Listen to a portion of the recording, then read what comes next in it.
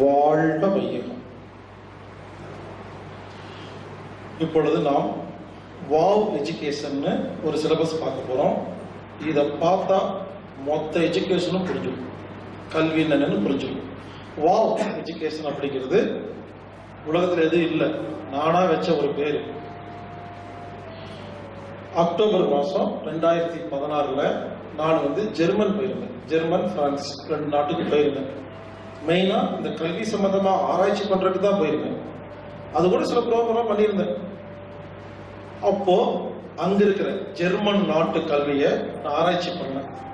அதை பத்தி நம்ம சொல்ல போறேன். இது புரிஞ்சாவே கல்வி புரிஞ்சிருக்கும். அங்க நான் போகும்பொழுது 3 விஷயத்தை அப்சர்வ் பண்ணேன். 1 கல்வி முறை, 2வது மருத்துவ முறை, 3வது மக்களின் பண்பு. இப்படி 3 விஷயத்தை ஆராய்ச்சி பண்ணேன். அதை பத்தி ஒவ்வொன்றா சொல்றோம். இந்த ஜெர்மன், பிரான்ஸ் நான் போயிட்டு வரக்கு எனக்கு உதவி செய்த திரு திலீப் குமார் ஜெர்மன்ல இருக்கிறாரு. அவருக்கும் அவரது மனைவி மிஸ்ஸஸ் ஜெயஸ்ரீ திலீப் குமாரும் அவருக்கும் நன்றிகள் பல. அவங்க தான் எனக்கு எஜுகேஷன் சம்பந்தமா நிறைய விஷயத்த ஆராய்ச்சி பண்றதுக்கு அவங்க வீட்டிலேயே தங்க வச்சு சாப்பாடு போட்டு கார்ல கூட்டிட்டு போய் பல விஷயங்களை சொல்லி கொடுத்தாங்க, கூட்டிட்டு போய் காமிச்சாங்க. அதே மாதிரி பிரான்ஸ் நாட்டில் மரி, குரு, மதி, மகாதேவன் இன்னும் பல நண்பர்கள் உதவி செஞ்சாங்க.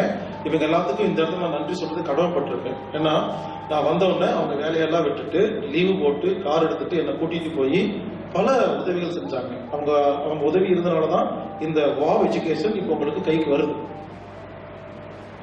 ஓகே, இதை நான் என்ன பண்றேன்னா 7 பாகமா பிரிக்கிறேன். வாவ் எஜுகேஷன் இந்த ஜெர்மன் நாட்டு ப்ரோக்ராம 7ஆ பிரிக்கிறேன். 1, ஜெர்மன் நாடு கல்விக்கு எப்படி பண உதவி செய்யுது, ஃபண்டிங். இது முதல் டாபிக். 2, 1 வயது முதல் 6 வயது வரை கிண்டர் கார்டன் சொல்றாங்க இல்லையா, அங்க எப்படி சிலபஸ் இருக்கு.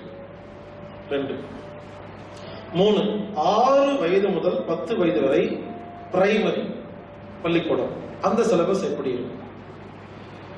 4, 10 வயது முதல் 18 வயது வரை செகண்டரி, அந்த சிலபஸ் எப்படி இருக்கு.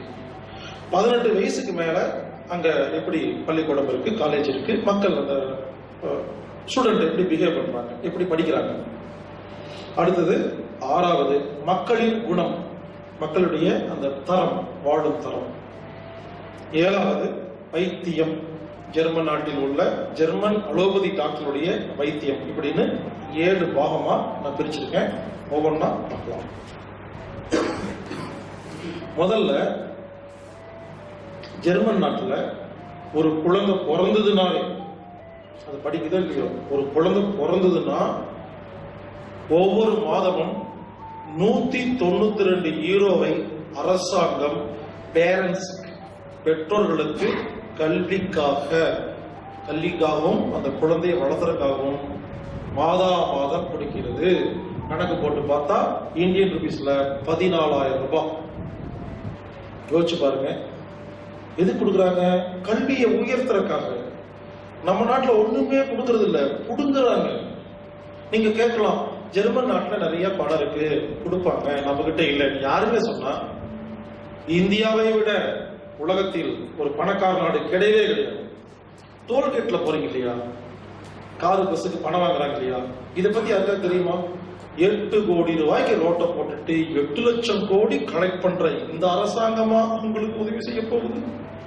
சிம்பிளா சொல்லிட்டா, டோல்கேட்ல வர பணத்தை மட்டுமே எடுத்து கல்விக்கு உதவி செஞ்சா ஒவ்வொரு குழந்தைக்கும் மாதம் 15,000 ரூபாய் கவர்மெண்ட் கொடுக்க முடியும்.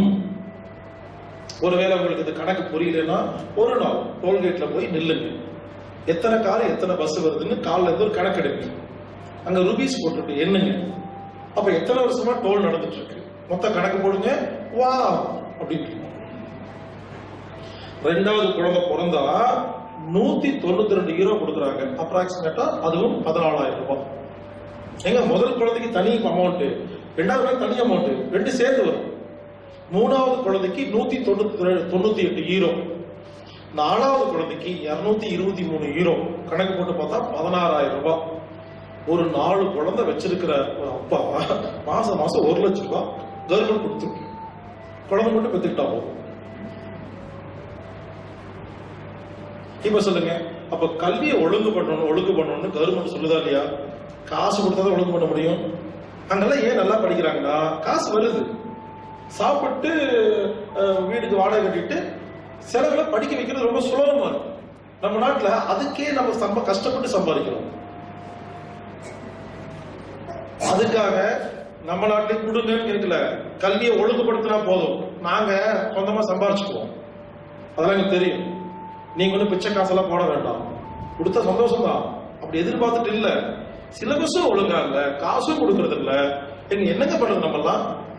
எனவே கல்விக்கு கவர்மெண்ட் பணம் கொடுக்கணும்.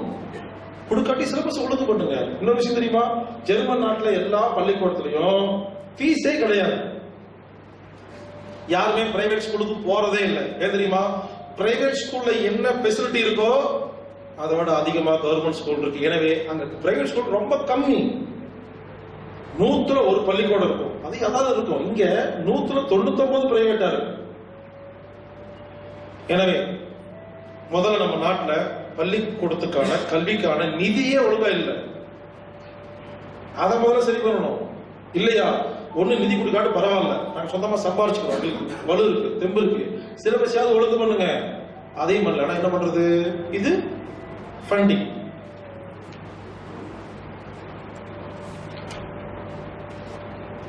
இது முதல் சப்ஜெக்ட். ரெண்டாவது, இந்த 1 வயது முதல் 6 வயது வரை கிண்டர் கார்டன் சொல்றோம் இல்லையா, அதை பத்தி பார்க்கலாம். அங்க எல்கேஜி யூகேஜி எல்லாம் கிடையாது. அந்த 6 வயசுல எக்ஸாம் எல்லாம் கிடையாது, ரைம்ஸ் எல்லாம் கிடையாது. முக்கியமான விஷயம், ஏபிசிடி கிடையாது. எப்போ உங்க குழந்தைக்கு A for apple, B for boy சொல்றீங்களோ குழந்தை நல்லாவே இருக்கும். ஏபிசிடி கத்துக் கொடுக்க கூடாது. அங்க போர்டு கிடையாது, சாக்பீஸ் கிடையாது, எக்ஸாம் கிடையாது, பரீட்சை கிடையாது, ஃபெயில் பாஸ் கிடையாது. முதல் 6 வயது முறை இவங்க 3 விஷயம் தான். விளையாடுறது விளையாடுறது விளையாடுறது, 3மே விளையாடுறது தான். முதல் 6 வயசு வரை ஒரு குழந்தை விளையாட்டு மட்டுமே தெரிந்திருந்தால் 7வது வயசில் அந்த குழந்தை நீங்க சொல்லித்தர வேண்டியதை புரிஞ்சுக்கிறதுக்கு அப்பதான் தயாராகும். முதல் வயசுலேயே ஏபிசிடி சொல்லி கொடுத்தீங்கன்னா அப்பவே பிரெயின் லாக் ஆயிரும். அந்த குழந்தைகளுக்கு ஒண்ணுமே தெரியாது, படிக்க மட்டும்தான் தெரியும், வாதிக்க மட்டும்தான் தெரியும். எனவே ஜெர்மன் நாட்டில் 6 வயது வரை குழந்தைகளுக்கு விளையாட்டு மட்டுமே கற்றுக் கொடுக்கிறார்கள். விளையாட்டு, அந்த விளையாட்டுக்கு பேரு லீகோ பிளே, LEGO. அதனால லீகோ பிளே ஒரே விளையாட்டு தான். ஒரு பொருளை கொடுத்தா பிரிக்கும், பிரிச்சு கொடுத்தா மாட்டும். இந்த விளையாட்டு ஜெர்மன் நாட்டில் போனீங்கன்னா ஒரு சைக்கிள் வாங்க போனீங்கன்னு வச்சுங்களேன், டப்பால கொடுப்பாங்க சைக்கிள், நம்ம மாட்டி கொடுப்பாங்க, மாட்ட தர மாட்டாங்க. சைக்கிள் எப்படி தெரியுமா? டப்பால் இருக்கும், ஒரு மேனுவல் இருக்கும், அது நிறைய பீஸ் இருக்கும், எப்படி மாட்டுறதுன்னு இன்ஸ்ட்ரக்ஷன் இருக்கும். எல்லாரும் வீட்டுல வாங்கிட்டு வந்து மாட்டி தான் ஓட்டுவாங்க. ஒரு பர்னிச்சர் டப்பால் இருக்கும், எடுத்து வந்து மாட்டணும்.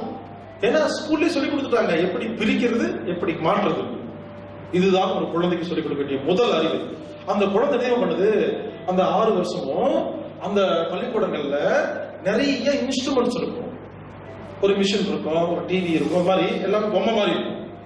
ஒரு குழந்தை எது பிடிக்குதோ எடுத்து பிரிக்கும், மாட்டும். மாட்டி இருந்தா பிரிக்கும், பிரிச்சிருந்தா மாட்டும். இது மட்டுமே சொல்லிக் கொடுத்தாதான் அந்த குழந்தைக்கு 6 வயசுக்கு மேல கல்வி கூடத்துக்கு வரும்பொழுது புரியும் என்று சைக்காலஜி சொல்கிறது. அடுத்தது பிஹேவியர். நான் சொன்னேன் இல்லையா, நானு கஷ்டப்பட்டு ரொம்ப வருஷமா ஆராய்ச்சி பண்ணி நான் என்னமோ பெரிய புத்திசாலி சொல்லி கிளாஸ் நடத்திட்டு இருக்கேன். அந்த கிளாஸில் சொல்லிக் கொடுக்க வேண்டிய விஷயங்களை அங்கு 1 வயது குழந்தைகளுக்கு அவர்கள் சொல்லிக் கொடுத்து விடுகிறார்கள். எப்படி சாப்பிடணும், எப்படி தண்ணி குடிக்கணும், எப்படி தூங்கணும், எப்படி உழைக்கணும், மனசை எப்படி வச்சுக்கணும்னு எல்லாம் கிண்டர் காலையிலே முடிஞ்சிருது. சாப்பிடும்போது உதட்ட மூடி சாப்பிடு, எப்படி அந்த துணியை இடுப்பு தொடையில லேப்ல போடணும், எப்படி உட்காந்து சாப்பிடணும், ஃபோர்க் எப்படி யூஸ் பண்ணணும், கூட்டிட்டு போறாங்க குழந்தைங்களை ரோட்ல, எப்படி டிராபிக் இருந்தா ரோடு கிராஸ் பண்ணணும், சிக்னல் எப்படி மதிக்கணும், எல்லாம் பிராக்டிக்கல் முடிஞ்சிருச்சு. 6 வயசுக்குள்ள நம்ம நாட்டுல PhD வாங்கின ஒருத்தருக்கு தெரியாத விஷயங்கள் கிண்டர் கார்டன்லயே முடிஞ்சிருக்கு. எல்லாமே பிராக்டிக்கல், எக்ஸாம் எல்லாம் கிடையாது. ஒரு குழந்தை எதை தெரிந்து கொள்ள வேண்டும் என்பது ஒரு மனிதன் வாழ்வதற்கு தேவையான சாதாரண சின்ன சின்ன விஷயங்களை, பிஹேவியரை, விளையாட்டை, லீகோவை 6 வயதில் அந்த சிலபஸ் முடித்து விடுகிறது. அங்கெல்லாம் போற டிராபிக்கான ஒரு ரோட்ல ஒரு சின்ன குழந்தை டிராபிக் லைட்டை பார்த்து நின்று பர்ஃபெக்டா ரோடு கிராஸ் பண்ணுது. கூட யாருமே இல்லை. கேட்டா அந்த குழந்தைக்கு தெரியுங்கிறாங்க. அந்த குழந்தைக்கு எல்லாமே தெரியுது. ஒரு கடையில் போய் பொருள் வாங்குறது எப்படி, வீட்டுக்கு வந்து விருந்தாளிகள் எப்படி வெல்கம் பண்றது சொல்லி கொடுத்துருக்காங்க. பிஹேவியர் அது போதுங்க. நம்ம அதுல ஆசிரமத்துக்கு போகணும், குருநாதர் போய் பார்க்கணும், கத்துக்கிட்டு வரணும். அங்க அப்படி இல்லை. ஸ்கூல்ல புரியுதுங்க. கிண்டர் கார்டன்ங்கிறது எக்ஸாம் வைக்கிறதுக்கு இல்ல, பரீட்சை எழுதுறதுக்கு இல்ல. குழந்தைக்கு வாழ்க்கைக்கு தேவையான அத்தியாவசிய விஷயங்களை, பிஹேவியர் சயின்ஸ், விளையாட்டை கற்றுக் கொடுப்பது மட்டுமே கிண்டர் கார்டன். அடுத்தது 6 முதல் 10 வரை பிரைமரி ஸ்கூல். இவங்க 6 வயசு முடிஞ்சாதான் சேர்த்திக்குவாங்க. 5 வயசு 11 மாசம் சேர்த்திக்க மாட்டாங்க. எங்க என் குழந்தைக்கு இன்னும் 1 மாசத்துக்கு அப்புறம் 6 வயசுங்க, அடுத்த வருஷம். ஏன் தெரியுமா? 6 வயசு வரை ஒரு குழந்தைக்கு எதையுமே கற்றுக் கொடுக்காதீர்கள் இன்டெலெக்சுவலா அப்படின்னு ரொம்ப தெளிவா இருக்காங்க. இன்னொன்னு, 6 வயசு வரைக்கும் இங்கிலீஷ கத்துக் கொடுக்க கூடாது என்பதை அவர்கள் தெளிவாக இருக்கிறார்கள். அங்க இருக்கிற எந்த குழந்தைக்கும் 9 வயசுக்கு அப்புறம் தான் இங்கிலீஷ். அது இங்கிலீஷ் கிடையாது. ஒரு வீட்டுக்கு போறீங்க, ஒரு குழந்தை இருக்குது, ஒரு 8 வயசு குழந்தை இருக்கு. ஹாய், வாட்ஸ் யுவர் நேம் அப்படின்னு முடிக்குது. நீங்க உங்க குழந்தை இங்கிலீஷ் தெரியாதா? நமக்கு பெருமையா? தெரியாது, அவனுக்கு புரியாது அப்படின்ட்டு இவங்க ஜெர்மன்ல பேசுவாங்க. அந்த குழந்தை பேர் சொல்லுவோம். நம்ம என்ன பண்ணுவோம்? நம்ம நாட்டுல இருந்து போனா அவமானம் நினைக்கும். உங்க குழந்தைக்கு 8 வயசுக்கு இங்கிலீஷே தெரியாதா? அவங்க அதுக்கு நோ கில்ட்டி. எஸ், தெரியாது. எதுக்கு கேட்கிறாங்க? இங்கிலீஷில் பேசுவதை அவமானமா நினைக்கிறார்கள். அறிவுகட்ட ஒரு மொழி என்று சொல்கிறார்கள். அதை நாம் பெருமையாக படித்துக் கொண்டு, என் குழந்தை 1 வயசுல இங்கிலீஷ் பேசுது, உருப்படாம 1 வருஷத்துலேயே போயிடுச்சு. என்ன பெருமை? மொழி என்பது பெருமை இல்லை. சோ புரிஞ்சுக்கங்க. இங்கிலீஷ் 9 வயசுக்கு மேல. அது எதுக்கு தெரியுமா? அவன் இங்கிலீஷ் சொல்லி கொடுக்கிறது அதுல பேசுறதுக்கு, படிக்கிறதுக்கு இல்ல, இங்கிலீஷ் தெரிஞ்ச ஒருத்தங்கிட்ட பேசுறது. ஜெர்மன் மொழி தெரியாத ஒருத்தர் வராது, ஒரு கம்யூனிகேஷனுக்கு மட்டும்தான் பயன்படுத்துறாங்க தவிர அது ஒரு நாலேஜா நினைக்கிறதே கிடையாது. இன்ஃபேக்ட் அங்க 9 வயசுல ஜெர்மன் மொழி தெரியாட்டியும் அதுவே அவமானம் இல்லை. குழந்தை இருக்கிறாங்க, அதுக்கு என்ன கத்துக்குறாங்க, அவசரப்படுறது இல்ல. அதனாலதான் ஜெர்மன் நாட்டு கம்பெனிகள் உலகங்களை ஆழ்ந்து கொண்டிருக்கிறது. நம்ம 1 வயசு இங்கிலீஷ் படிச்சோமா இல்லையா? வேலை செய்யறோம். இங்கிலீஷ் படிக்காத ஒருத்தன் வேலை வாங்குறோம். ஏன்? இவங்க இங்கிலீஷ் எப்படி தெரியுமா டீல் பண்றாங்க? அதுக்கு ஒரு சின்ன கதை சொல்றாங்க. ஜெர்மன் நாட்டுல ஒரு டெக்ஸ்டைல்ஸ் கம்பெனில ஜப்பான்ல இருந்து ஒருத்தர் வந்தாராம். எதுக்கு? அங்க இருக்கிற லேபருக்கெல்லாம் ட்ரைனிங் கொடுக்குறது. அவருக்கு ஜப்பான் மட்டும் தான் தெரியும், இங்க ஜெர்மன் மட்டும் தான் தெரியும், இங்கிலீஷ் 2 பேருக்குமே தெரியாது. என்ன பண்ணாங்க தெரியுமா? இங்கிலீஷே தெரியாம 2 பேரும் பேசிக்கிட்டாங்க. அது எப்படி தெரியுமா பேசிக்கிட்டாங்க? 2 வார்த்தை தான். கோ நோகோ, கோ நோகோ, நோகோ கோ, இவ்வளவுதான். எஸ் ஆர் நோங்கிறத அங்க வந்து கோ நோகோங்கிறாங்க. ஒருத்தர் ஸ்பேனர் திரும்போது கோ அப்படிம்பாரு, செய்வான். நோகோன்னு செய்யக்கூடாது, அவ்வளவுதான். நோ கோ நோகோங்கிற ஒரே ஒரு வார்த்தையை வச்சு அவர் மொத்த ட்ரைனிங் முடிச்சுட்டு போயிட்டாரு. இது தெரிஞ்சா போதும். எங்க எனக்குங்க இங்கிலீஷ் தெரிஞ்சாதான் பெரிய புத்திசாலி நினைச்சிட்டு இருந்தேன். நான் முதல்ல சிங்கப்பூர் போனேன். அப்பதான் கத்துக்கிட்டேன் இங்கிலீஷ் தெரியாம வாழலாம்னு. நான் அங்க போனேன் சிங்கப்பூர்ல. சிங்கப்பூர்லயே 15 வருஷமா 30 வருஷமா இருக்கிறவங்க இங்கிலீஷ் பேசுறத பார்த்து இதை விட நான் ஒழுங்கா பேசுவேன் அப்பதான் புரிஞ்சுக்கிட்டேன். அங்க நிறைய பேர் இருக்காங்க, யாரும் இங்கிலீஷ் தெரியாது, அவங்க சைனீஸ்ல பேசுவாங்க. கோ கார் ஏறி உட்கார்ந்துட்டு அவன் சைனீஸ்காரன், இவர் தமிழ், இவருக்கு இங்கிலீஷ் தெரியாது, அவனுக்கு தெரியாது, சிம்பிளா பேசிக்கிறாங்க. பீச் ரோட் கோ, அவ்வளவுதான். அவன் போறான். வேர் தமிழ்நாடு, நான் சைனீஸ், அவ்வளவுதான். கிராமரே இல்ல புரிஞ்சுக்கிறாங்க. அப்புறம் தான் புரிஞ்சுது மொழிங்கிறது இங்கிலீஷ் கிடையாது, இது இப்படியாவது புரிய வைக்க முடியும். அன்னைக்கு தான் நான் முதல்ல இங்கிலீஷ்ல சிங்கப்பூர்ல முதல்ல இங்கிலீஷ்ல ஆட்டாமி திருப்பி பேசுறேன். எனக்கு பேசுறது அப்பதான் புரிஞ்சுக்கிச்சு. என்னமோ பண்ணுவேன், கை கால் ஆட்டுவேன், புரிஞ்சுக்குவாங்க. துபாயில பேசுறேன், சிங்கப்பூர்ல பேசுறேன், மலேசியா பேசுறேன், இங்கிலீஷ்ல பேசுறேங்க, எல்லா டாபிக்கும் பேசுவேன். ஆனா நீங்க கேட்டீங்கன்னா எனக்கு கிராமரே தெரியாது, ஆனா எல்லாம் புரிஞ்சுக்குவாங்க. புரிய வைப்பதுதான் மொழி. நம்ம ஊர்ல 5 வயசுல ஸ்கூல் சேர்த்துவோம், அங்க 6 வயசு. குருகுல கல்வியில கேட்டு பாருங்க, 6 வயசு தான், 5 வயசு கிடையாது. 6 வயசு முடிச்சாதான் சேர்த்துவாங்க. 12 வயசுக்குள்ள கிளாஸ் முடிச்சிருவாங்க குருகுல கல்வியில. ஏன் தெரியுமா? 6ல இருந்து 12 தான் புரியும், 12க்கு மேலே புரியாது, 6 கேள்வி புரியும் எஜுகேஷன்.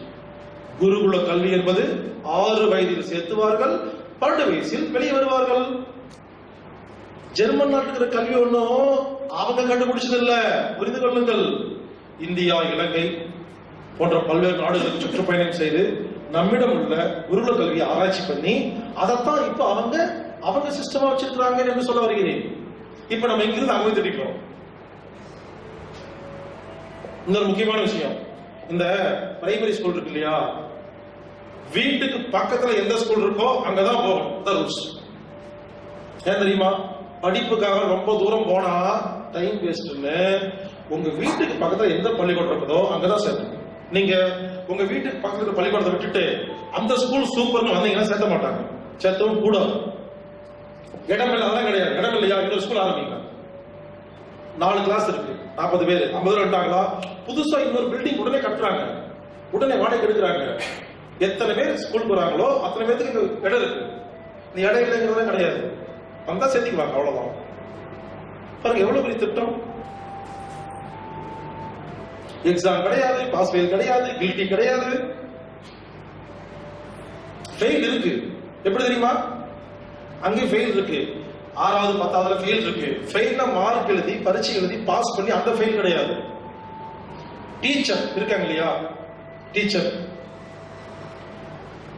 அந்த டீச்சர் என்ன பண்ணுவாங்களாமா, ஒரு குழந்தைய, இந்த குழந்தை ஒழுங்கா படிக்க மாட்டேங்குதுன்னு இவங்களா முடிவு பண்ணி பேரண்ட்ஸை கூட்டிட்டு வந்து உட்கார வச்சு, உங்க குழந்தை வந்துங்க இப்ப 3வது படிச்சுட்டு இருக்கு, ஆனா எனக்கு என்ன தோணுதுன்னா மீண்டும் இன்னொரு முறை 3வது படிக்கலாம் அப்படின்னு தோணுதுன்னு ஃபெயில்டு வார்த்தை பயன்படுத்த மாட்டாங்க. நீங்க என்ன சொல்றீங்க அப்படின்னு கேட்க மாட்டாங்க, தோணுதுவாங்க. உடனே அந்த பேரண்ட்ஸ், இன்னும் இப்படி சொல்லிட்டீங்க, ஒரு வருஷம் வேஸ்டா போயிருங்க அப்படின்னு சொல்ல மாட்டாங்களாமா. ஓகே, டீச்சரை பார்த்து அந்த குழந்தை இன்னொரு வருஷம் படிக்கலான்னு முடிவு பண்றதே தவிர அதுக்கு ரூல்ஸ் எல்லாம் கிடையாது.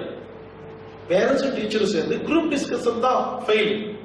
அதுக்கு ஃபெயில்னு பேர் இல்ல, இன்னொரு முறை படி ரீசெண்டா. இதாங்க பிரைமரி. இப்படித்தான் 10 வயசு வரைக்கும் ஒரு குழந்தை படிக்குது, சரிங்களா?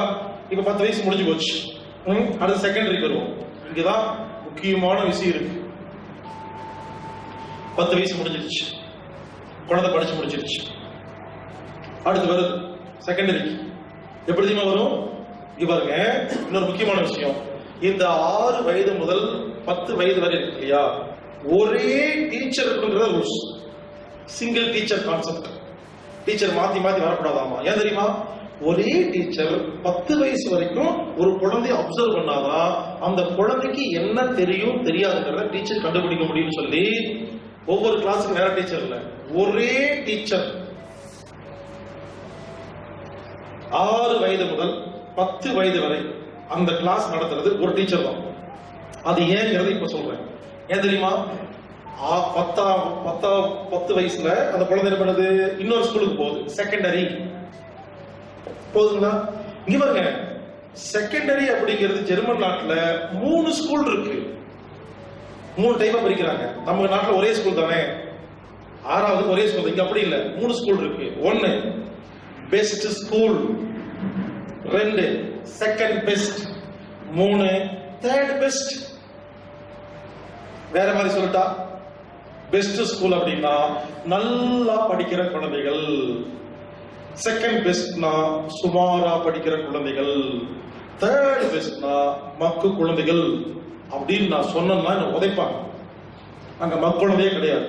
பாருங்க பேர் எப்படி வச்சிருக்காங்க பாருங்க, best school, second best, third best. இந்த பெஸ்ட் ஸ்கூல்ல படிக்கிற குழந்தைகள்லாம் அதுக்கு பேரு ஜிம்னாசியம் அப்படின்னு பேரு. டாக்டர், வக்கீல், சயின்டிஸ்ட். செகண்ட் பெஸ்ட் அப்படிங்கிற ஸ்கூல் இருக்கு இல்லையா, அதுல படிச்ச குழந்தைங்க கிளர்க், மேனேஜர், அக்கௌண்டன்ட், அதுக்கு பேரு ரியல் ஸ்கூல். தேர்ட் பெஸ்ட் இருக்கு இல்லையா, அதுக்கு பேரு ஹாப் ஸ்கூல். அந்த ஸ்கூல்ல பெயிண்டர், பிளம்பர், மெக்கானிக் இதெல்லாம் படிப்பு சொல்லி கொடுப்பாங்க. புரிஞ்சுக்கங்க, அவங்க என்ன பண்றாங்க, டாக்டருக்கும் இன்ஜினியருக்கும் பெயிண்டருக்கும் ஒரே மரியாதை தான் முக்கியமான விஷயம். இந்த குழந்தையுடைய அறிவு, இந்த குழந்தையோட ஸ்பீடு, இந்த குழந்தையோட அப்சர்வேஷன் வந்து சயின்டிஸ்டுக்கு மேட்ச் ஆகுன்னு யார் முடிவு பண்றா? பரீட்சை மார்க் இல்ல, அந்த ஸ்கூல் டீச்சர் தான் முடிவு செய்கிறார்கள். அது எப்படி முடிவு பண்றாங்க? பேரண்ட்ஸ் கூப்பிட்டு வந்து, பரீட்சை எக்ஸாம் எல்லாம் இல்லைங்க, அந்த பிரைமரி முடிச்ச உடனே பேரண்ட்ஸ் ஸ்கூலுக்கு வரணும். டீச்சர் உட்காந்து, ஸ்கூல் டீச்சர் உட்காந்து, 5 வருஷமா உங்க குழந்தைய ஆராய்ச்சி பண்ணி பார்த்தேன், எனக்கு தெரிஞ்சு உங்க குழந்தை வந்து பெஸ்ட் ஸ்கூலுக்கு செலக்ட் அப்படிம்பாங்க, நீங்க சேர்த்துங்க. எழுதி கொடுக்கறதா இல்ல, சொன்னா போய் சேர்த்துவாங்க. அதுக்கு அது வந்து கம்பல்சரி எல்லாம் கிடையாது, சொல்லுவாங்க. உடனே அவங்க வா அப்படி அப்படி சேர்த்திடுவாங்க. இன்னொரு பேரண்ட்ஸ் வராங்க, உங்க குழந்தைய 5 வருஷமா நான் வாட்ச் பண்ணேன், உங்க குழந்தைக்கு செகண்ட் பெஸ்ட் தான் சூப்பரா இருக்கணும்னு. உடனே ஐயோ நாளைக்கு சொந்தக்காரங்களுக்கு தெரிஞ்சு அவமானமா போயிருங்க, நீங்க வந்து 10,000 ஹீரோ கொடுக்குறேன், லஞ்சம் கொடுக்குறேன், எப்படியாவது நீங்க பெஸ்ட் ஸ்கூல் அப்படி சொல்லவே மாட்டாங்க. வா ஓகே, பெருமை. இதாங்க கல்வி. ஒரு குழந்தை வருது, பேரண்ட்ஸ் கூட்டிட்டு வருது, அந்த டீச்சர் சொல்றாங்க, உங்க குழந்தை படிக்கிறத நாங்க பார்த்தோம், தேர்ட் பெஸ்ட் தான் சூப்பர் அப்படின்னு. அந்த பேரண்ட்ஸ் புரிஞ்சுக்குங்க, லஞ்சம் தர மாட்டாங்க, அவமானமா நினைக்க மாட்டாங்க, கில்ட்டி ஃபீலிங் கிடையாது. வா ஓகே சேர்த்துறாங்க. இதற்கு பெயர் தான் கல்வி.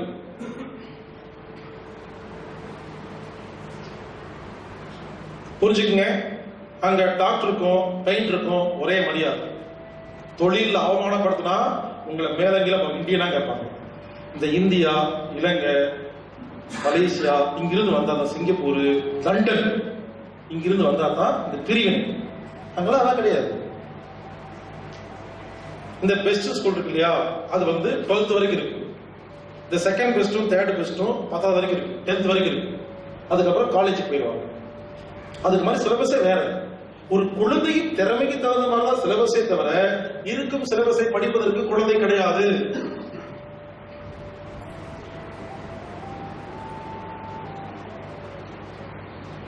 அதே மாதிரி அங்க படிக்கிறாங்க இல்லையா பசங்க, எக்ஸாம் வந்து கடைசி நாள் கிடையாதுங்க. கடைசியா பரீட்சை வச்சு ஃபெயில் பாஸ் அப்படிலாம் கிடையாது. எக்ஸாம்ங்கிறது பாதியிலே எக்ஸாம். இயர் இருக்கு இல்லையா, நடந்துட்டு இருக்கு இல்லையா, பாதியிலே எக்ஸாம் வச்சு ஒருவேளை ஃபெயில்ங்கிறது கிடையாது. அங்க வந்து மார்க் வந்து யாரும் சொல்றது இல்லை. ஒரு சப்ஜெக்ட் ஒழுங்கா எழுதலைன்னா இன்னொரு முறை எழுதுவாங்க, அவ்வளவுதான். அவனுக்கு புரியல, அந்த ஒரு வருஷத்துக்குள்ளேயே திரும்ப திரும்ப பரீட்சை எழுதி அவனுக்கு புரிய வைக்கிறதா வேலை. ஃபெயில் மார்க் போட்டு உட்கார வைக்கிறது வேலை இல்லை. 10 சப்ஜெக்ட்ல 2 ஒழுங்கா எழுதினாலையும் எழுதாட்டியும் அடுத்த கிளாஸ் போயிடலாம். ஏன் தெரியுமா சொல்றாங்க? எல்லாமே எல்லாத்துக்கும் வராதுங்கிறது தெளிவா இருக்காங்க. 8 வருதா அதுவே ஓகே, எல்லாத்துக்கும் எல்லாம் வராதுங்கிறத ரொம்ப தெளிவா இருக்காங்க. இன்னொரு முக்கியமான விஷயம், அங்க படிச்ச குழந்தைக்கும் படிக்காத குழந்தைக்கும் வித்தியாசமே கிடையாதுங்க. ஏற்றத்தாழ்வெல்லாம் கிடையாது. டீச்சரும் பாக்குறது இல்ல, பேரண்ட்ஸும் பாக்குறது இல்ல, குழந்தைகளும் பாக்குறது இல்ல. இதுதான் சிறந்த மரியாதை கல்வி. இங்கெல்லாம் கொடுமையா இருக்குங்க. 95% வாங்கின குழந்தை கொண்டு ஸ்கூலுக்கு போனா டீச்சர் ஸ்கூலு பெரிய என்னது 95 நாங்கெல்லாம் சேர்த்திக்க மாட்டோம், 98க்கு மேலதான். என்ன கொடுமை, கேவலமா பாக்குறாங்க. 95 பார்க்கலாம் கேவலமாகும். எனவே யோசிச்சு பாருங்க, எவ்வளவு அருமையான சிஸ்டம். அந்த சிஸ்டத்தின் பெருமையை பேசுறதுக்காக நான் வரல, அதை பேசும் பொழுது நமக்கு ஒரு புரியும் ஒரு விஷயம், நம்ம எப்படி இருக்கிறோம் அப்படின்னு, அதுக்காக பேசிட்டு இருக்கோம். செகண்டரி இந்த மாதிரி இருக்குது. அடுத்தது அந்த செகண்டரியில இங்க பாருங்க, இன்னும் 2-3 விஷயம் பாக்கி இருக்குது.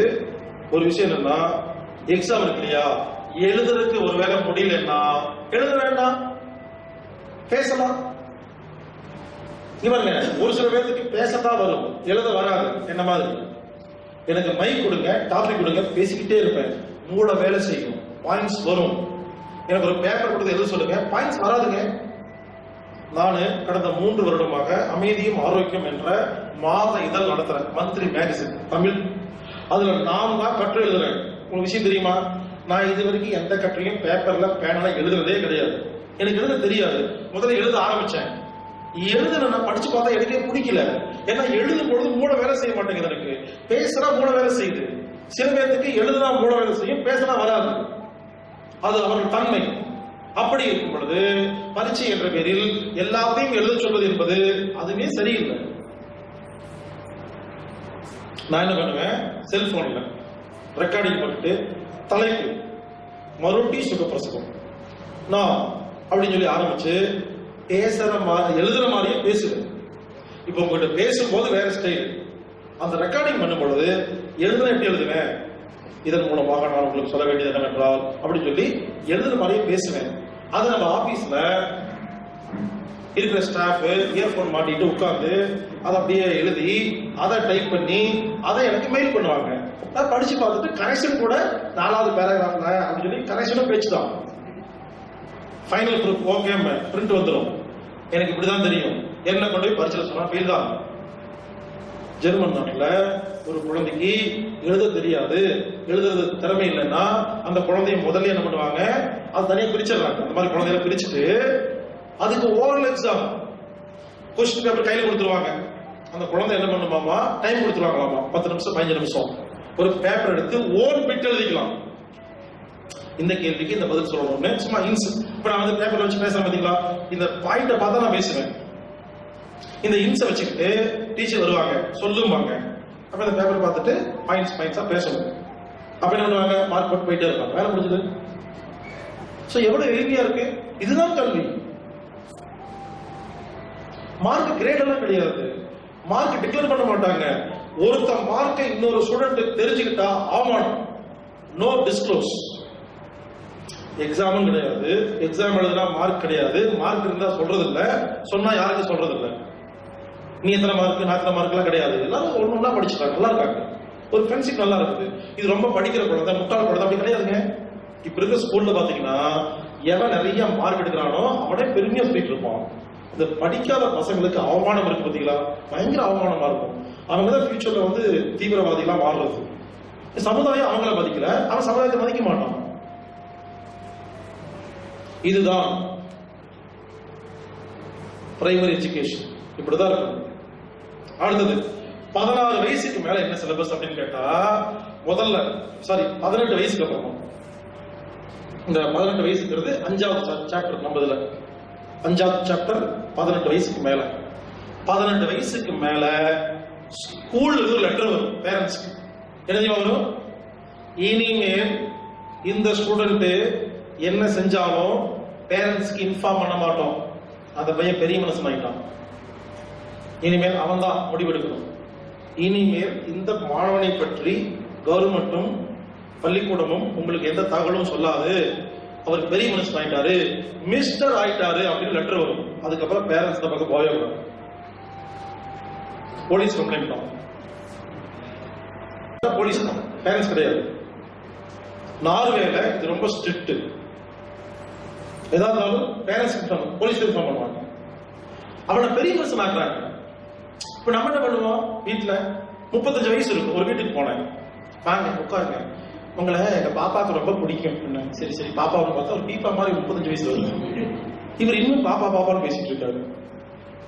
நம்ம குழந்தைகளை இன்னும் குழந்தைன்னு சொன்னா அது குழந்தையா தான் இருக்கும். அவங்க என்ன பண்றாங்க, 18 வயசு முடிச்சோடனே அந்த ஸ்கூல்ல மிஸ்டர் குமார் வாங்கன்னு சொல்லுவாங்க. ஸ்டூடெண்ட் கிடையாது, மிஸ்டர் மிஸ். எதுக்கு சொல்றாங்கன்னா, நீ பெரிய மனுஷன் ஆயிட்ட, இவன் நீயே முடிவெடு அப்படின்னு அவருக்கு பொறுப்பு கொடுக்குறாங்க கையில.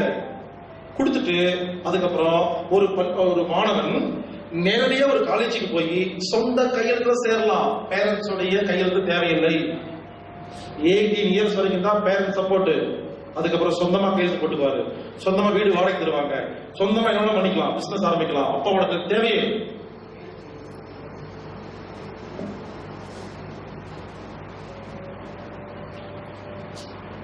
இன்னொரு முக்கியமான விஷயம், 13 வயசுக்கு மேல அங்க பேரண்ட்ஸ் யாருமே பேக்கெட் மணி பொதுவா கொடுக்கறது இல்லை, கொடுக்க கூடாத சட்டம் இல்லை. அவங்க என்ன பண்றாங்க, 13 வயசுக்கு அப்புறமா இந்த செலவு வச்சுக்கோ அப்படின்னு கொடுக்கறது நிறுத்துறாங்க. தெரியுமா?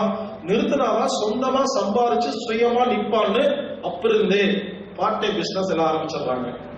13 வயசுக்கு மேல அங்க இருக்கிற ஒவ்வொரு இளைஞனும் நாம எப்படி சொந்தமா சம்பாரிச்சு வாழ்றதுங்கிறதுக்கு படிப்பு இல்லாம தனியா ஏதோ ஒரு வேலையை ஆரம்பிச்சிடறாங்க. பிசினஸோ வேலையோ ஆரம்பிச்சு சைட்ல போயிட்டு இருக்கோம்.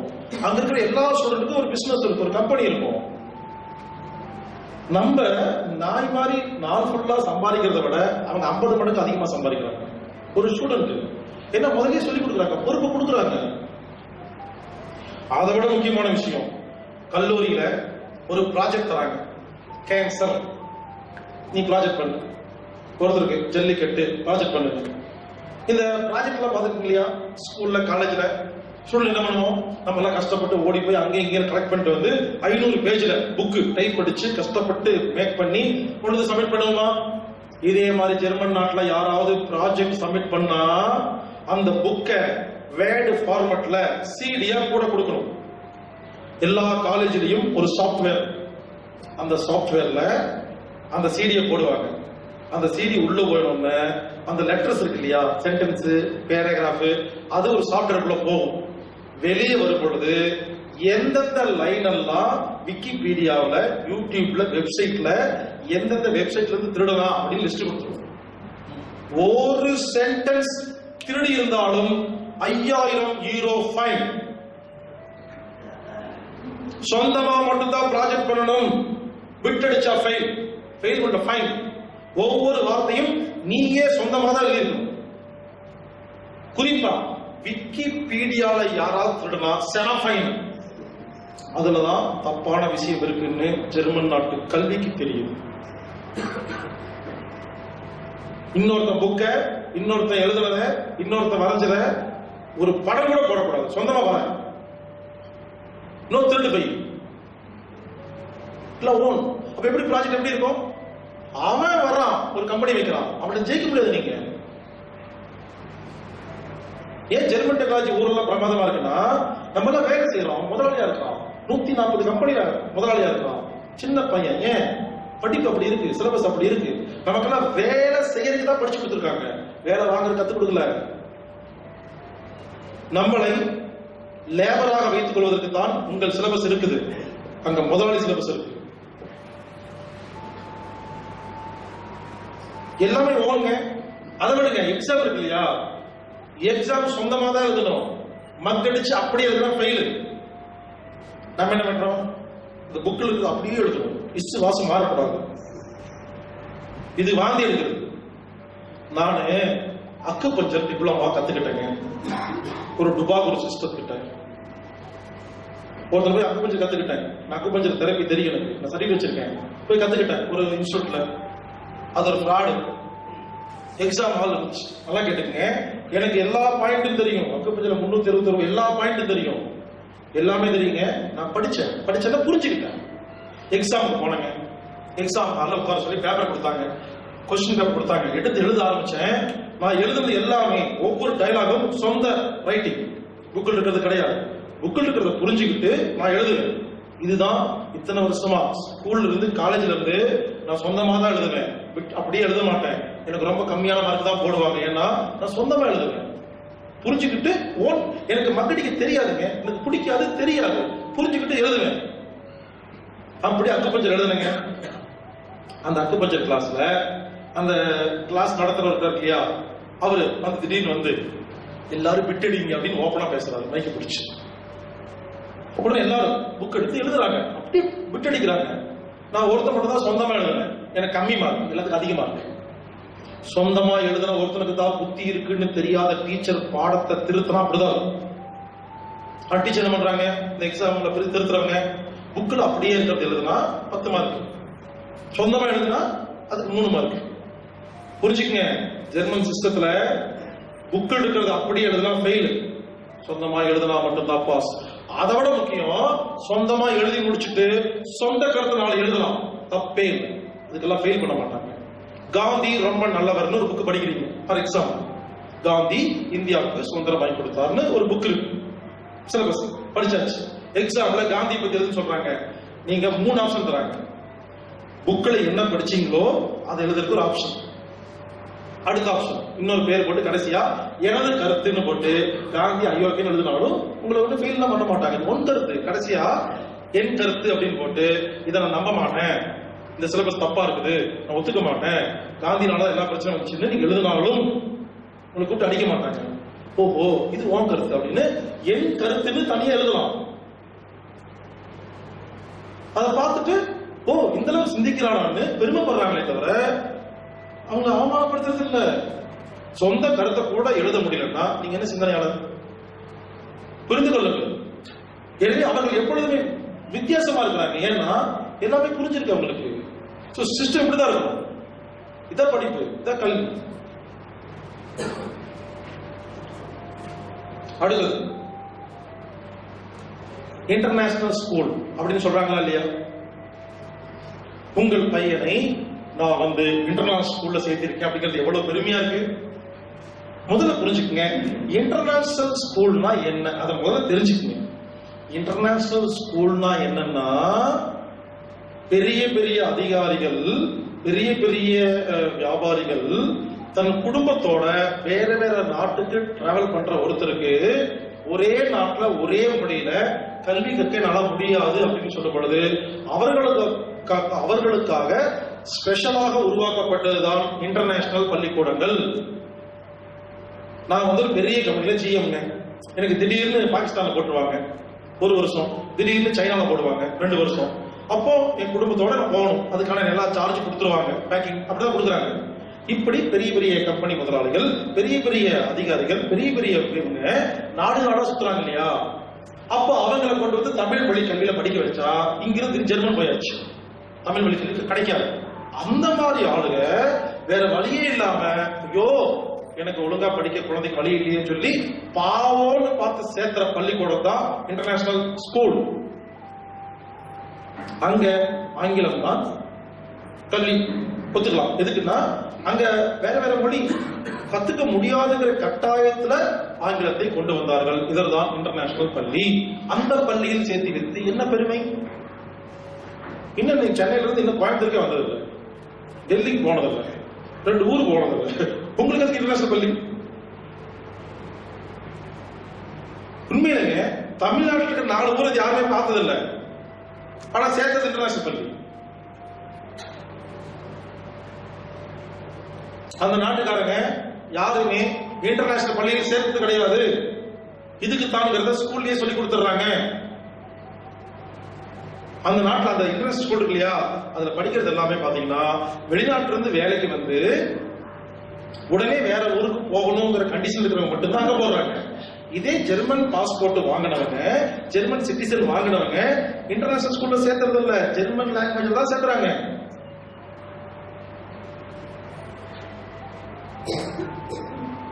மீண்டும் சொல்கிறேன், ஜெர்மன் நாட்டு பெருமையை பேசுறதுக்கு வரல, உங்களுக்கு ரெஃபரன்ஸ் வேணும். நான் சொன்னா கேட்க மாட்டீங்க, அதுக்காக ரெஃபரன்ஸ் வேணும். நான் சொல்றது குருகுல கல்வி தான் சிறந்தது, அதை புரிய வைக்கிறதுக்காக என்ன செய்யறது தெரியாம உதாரணத்தை ஜெர்மன் நாட்டிலிருந்து எடுத்து வந்து கொட்டுகிறேன். அடுத்தது மக்கள்.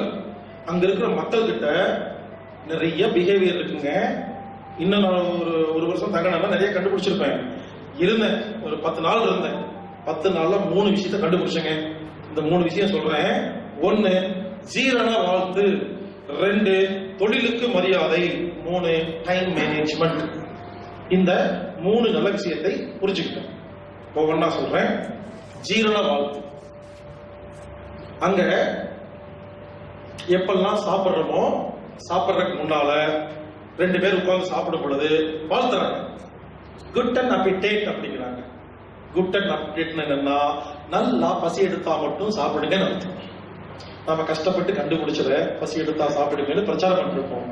ஒவ்வொருத்தரும் அங்க நல்லா பசி எடுத்தா சாப்பிடுங்க அப்படிங்கறத டெய்லி பேசுறாங்க. குட் மார்னிங் சொல்ற மாதிரி good and updated, good and updated அப்படின்னா நல்லா பசி எடுத்து சாப்பிடுங்க அப்படின்னு அர்த்தமாகும். உதாரணத்துக்கு நீங்க யாராவது லஞ்ச் டைம்ல மீட் பண்ணி நல்லா பசி எடுத்து சாப்பிடுங்கன்னு சொல்லல டென்ஷன் ஆயிடுவாங்க, மரியாதை இல்லாத. ஒருத்தர் சாப்பிட்டு இருக்கும்போது பாக்குறீங்க, பார்த்துட்டு குட்டன் அப்பிடேட் அப்படின்னு சொல்லலைன்னா உங்களுக்கு மரியாதை தெரியாதாவுன்னு உங்ககிட்ட சரியா பேச மாட்டாங்க. வாழ்த்தணும். சாப்பிடும் பொழுது நல்லா பசி எடுத்து சாப்பிடுன்னு சொன்னாதான் அது மரியாதை. உதாரணமா நம்ம நண்பர் ஒருத்தர் ரோட்ல போயிட்டு இருந்திருக்காரு, ஒரு கடைக்கு போறதுக்காக. அவரு வழி தெரியல, ரோட்ல போற ஒருத்தரை பார்த்து, அது சாப்பாட்டு கடை, ரோட்ல போற ஒருத்தரை பார்த்து இந்த கடை எங்க இருக்கு, சாப்பாட்டு கடை, நான் சாப்பிட போறேன்னு கேட்டுட்டாரு. அவரு நேரா போய் லெப்ட்ல போய் ரைட்ல போய் இதான் கடை இருக்கு அப்படின்னு சொல்லிட்டு போறவரு நின்று குட்டன் அப்பிடேட் அப்படின்னு போறாரு. ரோட்ல போற ஒருத்தர் இருந்தாலும் ஒருத்தரை பார்த்தா சாப்பிட போறாருன்னா பசி எடுத்து சாப்பிட்டு சொல்றாங்க. இது ஒரு நல்ல பழக்கமா இருக்கு. இதேதான் பிரான்ஸ்ல சாந்தே அப்படிங்கிறாங்க. எதை சாப்பிட்டாலும் சாப்பிடறதுக்கு முன்னால இது உடல் ஆரோக்கியத்துக்காக அப்படி சொல்லிட்டு தான் சாப்பிடுவாங்க. ஒயின் குடிக்கும் போது அப்படிதான் சாந்தே அப்படிம்பாங்க. அங்க குடிக்கிற ஒயினு மப்பு ஏறதுக்கு இல்ல, ஆரோக்கியத்துக்கு. இயற்கையாக எப்படி ஒயின் தயாரிக்கிறதுன்னு அங்க போய் கத்துக்கிட்டேங்க. ஆனா இப்ப இருக்கிற ஒயின் அங்க கெமிக்கல் ஆயிடுச்சு. பட் இயற்கையா ஒயின் தயாரிச்சு கொஞ்சமா டெய்லி சாப்பிட்டா அது உடம்புக்கு நல்லது. நான் சொல்றது ஆர்கானிக் ஒயின். அவன் கொஞ்சமா குடிச்சிட்டு அவன் சாப்பிட்டு போவான். நம்ம 4 பேருக்கு 7 பேருக்கு டாப்பாக வச்சு படுத்து கிடப்போம். மலேசியாவில் ரோட்ல படுத்து கிடக்கிற எல்லா குடிகாரனும் தமிழன் தான். சிங்கப்பூர்ல சனிக்கிழமை சாயந்தரம் யாரெல்லாம் தண்ணி அடிச்சுட்டு ஊர் சுத்துறோம் எல்லாம் தமிழன் தான், இந்தியன் தான். மற்றவங்க எல்லாம் ஆரோக்கியத்துக்கு குடிக்கிறாங்க, நம்ம தான் பம்பு குடிக்கிறோம். சோ மக்கள்கிட்ட இந்த ஜீரண வாழ்த்துங்கிறத பார்த்தங்க, இது ரொம்ப நல்லா இருக்கு. அடுத்தது தொழிலுக்கு மரியாதை. ஒவ்வொரு வேலைக்கும் மரியாதை கொடுக்குறாங்க. ஒரு வீட்டுக்கு நான் போனேன், ஒரு அம்மா வந்தாங்க. ஏம்மா எங்கம்மா வேலை செய்றீங்கன்னு கேட்டேன். அவங்க எவ்வளவு பெருமையா தெரியுமா, அந்த ரோட்டா அந்த அந்த கடைசியா ஒரு ரெஸ்டாரண்ட் இருக்கு இல்லையா, அங்க பாத்திரம் கழுவுற பெருமை. பா நம்ம என்ன பண்ணுவோம், அவமானப்படுவோம். நானு ஒரு இடத்துல வேலை செய்யறேன். எங்க வேலை செய்றீங்க சொல்ல மாட்டோம். இல்ல அந்த ரெஸ்டாரண்ட்ல வெயிட்லா, இல்ல இல்ல வெயிட் இல்ல சரி. என்ன அதை சொல்றதுக்கு அவ்வளவு தயங்கமா இல்லையா? அந்த அம்மா அவ்வளவு பெருமையா மிஸ்ஸஸ் கார் வச்சிருக்காங்க. புரிஞ்சுக்குங்க, டாக்டரும் கார் வச்சிருப்பாங்க, கக்கூஸ்களும் கார் வச்சிருப்பாங்க, வீடு வச்சிருப்பாங்க, எல்லாம் ஒரே மாதிரி தான். நோ, இந்த வேலையை விட்டு ஆவணப்படுத்தினா உங்களை பேசவே மாட்டாங்க. மரியாதை, தொழிலுக்கு மரியாதை. எல்லாமே தொழில் மதியம் பேசுறாங்க. No guilty. ஏங்க வேலையை செய்யாம இருந்தாலும் அதுக்கு பெருமை தான். ஒருத்தர் பார்த்து என்ன வேலைக்கு போறீங்க, நான் வேலைக்கு போறதில்ல, அதுக்கு பெருமை தான். எத்தனை வருஷம், 5 வருஷமா போறதில்ல. உடனே யாரும் ஐயோ அப்படி கேட்க மாட்டாங்க. வா அப்படி அவ்வளவு அடுத்த வேலையை பார்ப்பாங்க. பிடிக்கிற வேலைக்கு போறது இல்லைங்க. ஏன் அங்க வேலைக்கு போறது இல்லைன்னா, வேலைக்கு போகலன்னா கடைசியா வாங்கின சம்பளம் இருக்கு இல்லையா, அதுல 3/4% கவர்மெண்ட் வீட்டுக்கு கொடுத்துரும். நீங்க வேலைக்கு போக வேண்டாம். முதல் வருஷம் கொடுக்கும், அடுத்த வருஷம் கொஞ்சம் கம்மி பண்ணும், அடுத்த வருஷம் கொஞ்சம் கம்மி பண்ணும். 5 வருஷம் 6 வருஷம் கொடுத்துட்டு 6வது வருஷம் உங்களை பார்க்கும் கவர்மெண்ட். எப்படி தெரியுமா, ஏன் காசு வாங்கிட்டு சும்மா இருக்கேன்னு கேட்க வராது. நான் வேணா உங்களை உதவி செஞ்சுட்டுமா, ஏன் வேலைக்கு போகாம இருக்கீங்க, நல்லா வேலை வேணுமான்னு கெஞ்சுவாங்க. யாராவது வீட்டுல வேலை இல்லாம இருந்தா அவங்களுக்கு இன்டர்வியூ வரும், ஆட்டோமேட்டிக்கா போய் அட்டன் பண்ணணும். வேலை கிடைக்கும். கிடைக்கலையா, 2-3 தடவை கிடைக்கலன்னா பார்ப்பாங்க, என்ன வேலைக்கே போக மாட்டேங்கிறான்னு கொஞ்சம் கம்மி பண்ணுவாங்க, இல்ல பேசுவாங்க ஏன் வேலைக்கு போகலன்னு. கவர்மெண்ட் பணம் கொடுக்குது. எங்க மறுபடியும் சொல்றாங்க, இந்திய கவர்மெண்ட் நினைச்சா ஒவ்வொரு ஆளுக்கும் மாசம் 50,000 ரூபாய் கொடுக்கலாம். அவ்வளவு வருமானம் வரும். எல்லாம் ஒரு பக்கமே போயிட்டு இருக்கு. எவ்வளவு பெரிய நாடு தெரியுமா அது? எத்தனை வருஷமா சொல்றாங்க தெரியுமா, எத்தனை வருஷம் பயணிச்சாங்க தெரியுமா, இன்னும் நல்லா தான் இருக்கிறோம். யோசிச்சு பாருங்க, சுனாமி வந்துச்சு, எந்திரிச்சு உட்கார்ந்தோம் 4 நாள்ல. புயல் வந்துச்சு, மழை வந்துச்சு, வெள்ளம் வந்துச்சு. பார்த்தா தெரியுதா, எது வந்தாலும் சரி எந்திரிச்சு உட்கார்றோமா இல்லையா? அவ்வளவு வளம் இருக்குங்க, அவ்வளவு திரு இருக்குங்க. ஆனா அந்த சிஸ்டம் இல்லை, அவ்வளவுதான். வளங்களுக்கு ஒன்றும் இந்தியா, இலங்கை, வருமானம் எல்லாம் குறைச்சலே கிடையாது. அவ்வளவு வளம் வச்சிருக்கோம். நம்மளாம் யாரையும் நம்பி வாழல, நம்மளே வாழ்த்துக்கலாம். மற்ற நாடெல்லாம் மற்ற நம்பி வாழணும். விவசாயமே கிடையாது சிங்கப்பூர்ல. சோறு வேணும் நம்ம தான் கொடுக்கணும்.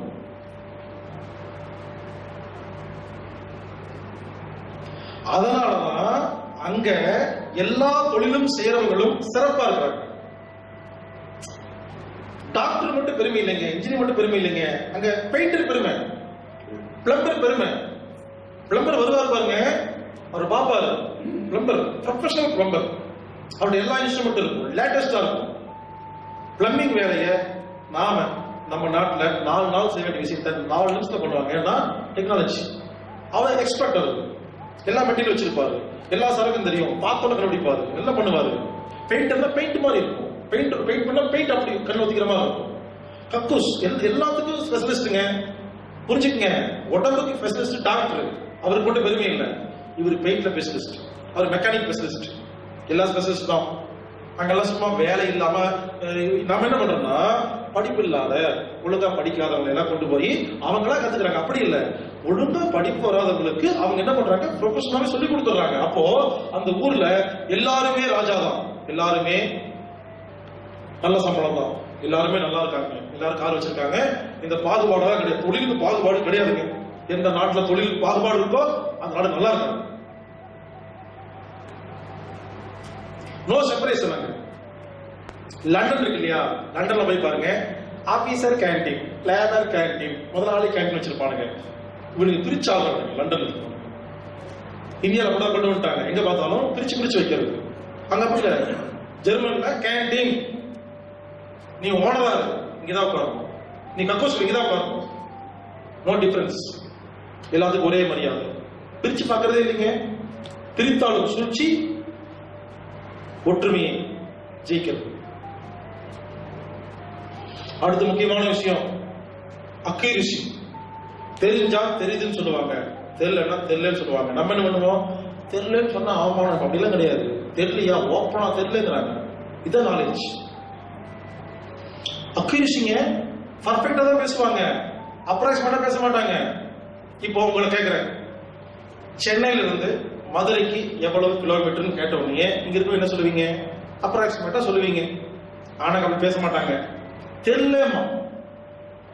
தெரியலன்னு சொல்லிட்டு அடுத்த வினாடி அவர் போய் புக்கு பார்ப்பாரு, கூகுள்ல பார்த்துட்டு வந்து ஒரு அரை மணி நேரம் கழிச்சு 374.5 கிலோமீட்டர் சொன்னா பர்ஃபெக்டா சொல்லணும், இல்லைன்னா சொல்லாத. இதான் ரூல்ஸ். சும்மா அப்ராக்சிமேட்டா ஒரு 400 இருக்குங்க அப்படி சொல்ல மாட்டாங்க. நீங்க கேளுங்க, சென்னை டு மதுரை எவ்வளவு கிலோமீட்டர் ஜெர்மன் கேட்டீங்கன்னா ஒண்ணு தெரியாதுன்னு சொல்லுவாரு, இல்லன்னா 364.7ன்னு பர்ஃபெக்டா சொல்லுவாரு. இந்த 400 250 இருக்குங்க அப்படி கிடையாது. ஏன்னா அப்படி சொல்லி உன்னை குழப்பறதுக்கு எனக்கு விருப்பம் இல்லை. ஏன்னா அப்படி சொல்றதுனால அவங்க என்ன பண்றாங்க, ஒவ்வொரு விஷயத்தையும் அடுத்த வினாடி கத்துக்கிறாங்கன்னு சொல்றாங்க.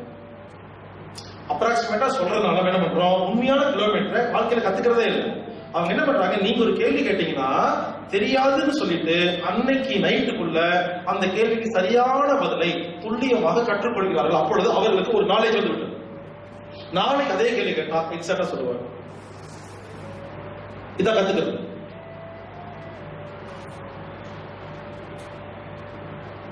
என்ன கேள்வி கேட்டாலும் தெரிஞ்சா பர்ஃபெக்டா பேசுவாங்க, இல்ல தெரியலன்ட்டு போய் கத்துக்கிட்டு வருவாங்க. இதான் ரூல்ஸ். அப்ப என்ன ஆகும், 4 பேர் நம்மகிட்ட 4 கேள்வி கேட்கறாங்களா, தெரியாதுன்னு சொன்னா நீ கத்துக்கோமா, நிறைய நாலேஜ் வருமா. நான் எனக்கு ஏன் நிறைய நாலேஜ் இருக்குன்னா, தெரியாதுங்கிற பதில மேடையில பேசுவேன், யூடியூப்ல பேசுவேன், வெப்சைட்ல பேசுவேன். நீங்க பாருங்க, 1000 பேர் உட்கார்ந்து இருப்பாங்க, ஒரு கேள்வி கேட்பாங்க, தெரியாது அப்படிங்க. பொதுவாக யாருமே சொல்றது எனக்கு தெரியாதுங்கிற வார்த்தை யார் சொல்றாங்களோ அவங்களுக்கு அறிவு அதிகமா இருக்கும். நம்ம அவமானப்படுறோம். யோசிச்சு பாருங்க, மருத்துவத்தை பத்தி இவ்வளவு பேசிட்டு இருக்கும் போது எனக்கு ஒரு மெயில் வருது, ஏதோ ஒரு நோய், என்ன நோயின்னு. நான் போன் பண்ணி காதல வச்சோன்னே அவர் கேட்கிறாரு, அந்த நோய்க்கு என்னங்க பதில்னு. நான் முதல் வார்த்தை, அந்த நோய்க்கு எனக்கு என்ன தெரியலங்க என்ன. அவர் கேட்கிறாரு, இது கூட தெரியலையா நீங்க. ஆமா தெரியல, என்ன தெரியல தெரியல அவ்வளவுதான். இது கூட இல்லை, அதனை தெரியல. தெரியாது சொன்னால நீங்க கத்துக்கிட்டலாம், சிம்பிள். இன்னொரு விஷயம், அங்க இருக்கிற எல்லாருமே புத்திசாலின்னு நம்புறாங்க. ஒருவேளை உங்ககிட்ட நான் கேட்கிறேன், சென்னை டு செங்கல்பட்டு எத்தனை கிலோமீட்டர்னு, நீங்க உடனே அது ஒரு 3000 சொன்னா உடனே 3000 இவ்வளவு பக்கத்துல இருக்கு 3000 அப்படின்னு சொல்லி சிரிக்கலாம் மாட்டாங்க. அடுத்த வினாடி நல்லா கேட்டுங்க, பிஹேவியர் எப்படின்னு. ஓ அப்படியா, 3000 எப்படி சொல்றீங்க. அடுத்த கேள்வி, நீங்க ஏன் 3000 சொல்றீங்கன்னு இன்னொரு கேள்வி கேட்பாங்க. அவர் சொல்லுவார் அடுத்த பதில், என் ஃப்ரெண்டு சொன்னான். அப்ப என்ன புரிஞ்சுக்குவாங்கன்னா, ஓ என் ஃப்ரெண்டு தப்பா சொல்லி கொடுத்துருக்காங்கன்னு புரிஞ்சுக்குவாங்க. புரிஞ்சுட்டு அதுக்கப்புறம் முதல்ல இல்லைங்க நான் வந்து இந்த மாதிரி நான் படிச்சேன், நான் ஒரு படிச்ச இடத்துல 168 இருக்குது, நீங்க ரெஃபர் பண்ணுங்கன்னு மரியாதையா சரி பண்ணுவாங்களே தவிர திட்ட மாட்டாங்க, அவமானப்படுத்த மாட்டாங்க, சிரிக்க மாட்டாங்க. அவரு ஏன் 3000 சொன்னாருன்னு இந்த கேள்விக்கு இந்த மாதிரி ஒரு பதில் இருக்கா, இவர் எப்படி கத்துக்கிட்டாருன்னு அதை யோசிப்பாங்க. உதாரணத்துக்கு நான் வந்து யூடியூப்ல பேசுறேன், இதுக்கெல்லாம் காரணம் இலுமினாட்டிகள். உடனே பல பேர் எனக்கு போன் பண்ணி தெரியாத விஷயத்தை ஏன் பேசிட்டு இருக்க, அப்படி எல்லாம் கிடையாது, நான் நம்ப மாட்டேன், நீ நம்ப மாட்டேங்கிறது உன் பிரச்சனை, எனக்கு புரிஞ்சு போச்சு. அப்போ ஒருத்தர் சொல்றான்னா இதே ஜெர்மனா இருந்தா அவங்க என்ன பண்ணுவாங்கன்னா இலுமினாட்டி வந்து ஆராய்ச்சி பண்ண ஆரம்பிச்சிருவாங்க. என்கிட்ட சண்டை போட்டு இருக்க மாட்டாங்க, என்கிட்ட பேசிட்டு இருக்க மாட்டாங்க, என்கிட்ட வந்து சண்டை பிடிக்க மாட்டாங்க.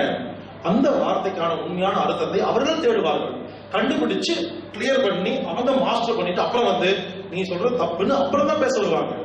எடுத்த உடனே வர மாட்டாங்க போர்ஸா. நாலேஜ் அப்படிதான் இருக்கும். நான் ஒருத்தர்கிட்ட கேட்டேன், சும்மா ஜெர்மன்ல என்ன எவ்வளவு பாப்புலேஷன் அது தெரியாது, நான் பார்த்தேன், எனக்கு புரியல, முதல்ல போயிட்டாரு. ஒரு 10 நிமிஷம் வச்சு வந்து பேப்பர்ல எக்ஸாக்டா எழுதி கொடுக்குறாரு, தாங்க அப்படிங்கிறாரு. தெரியாதுன்னு சொன்னார்ல, 10 நிமிஷத்துல அவரு போய் கூகுள்ல இங்கேயோ படிச்சு கிடிச்சு வந்து சொல்லிட்டு போறாரு. அப்ப அவருக்கு நாலேஜ் கிடைச்சிருச்சு, எனக்கு நாலேஜ் கிடைச்சிருச்சு. சோ தெரியாதுன்னு சொல்றதில்ல, உடனே அந்த விஷயத்தை கற்றுக்கொள்கிறார்கள். மற்றவர்களை குறை சொல்வதை விட்டுவிட்டு இவர்கள் கற்றுக்கொள்வதையே பெருமையாக நினைக்கிறார்கள். 2-3 முறை தெரியாத விஷயத்தை வளர்னீங்கன்னா ஃபர்ஸ்ட் டைம் விட்டுருவாங்க, செகண்ட் விட்டுருவாங்க, திரும்ப திரும்ப பொய் சொன்னீங்கன்னா உங்களுக்கு முத்திர குத்திடுவாங்க, இது லூசு அப்படின்னு ஒரு பேச மாட்டாங்க. ஏன்னா யாரு சொன்னாலும் உண்மை நம்புற ஆளுங்க, அவங்ககிட்ட போய் 4 முறை பொய் சொன்னீங்கன்னா மதிக்க மாட்டாங்க உங்களை. இதை ஃபர்ஸ்ட் டைம்னா விட்டுருவாங்க, செகண்ட் விட்டுருவாங்க. அதனால ரொம்ப கேர்ஃபுல்லா இருக்கணும். தெரியலன்னா தெரியலன்னு சொல்லணும்.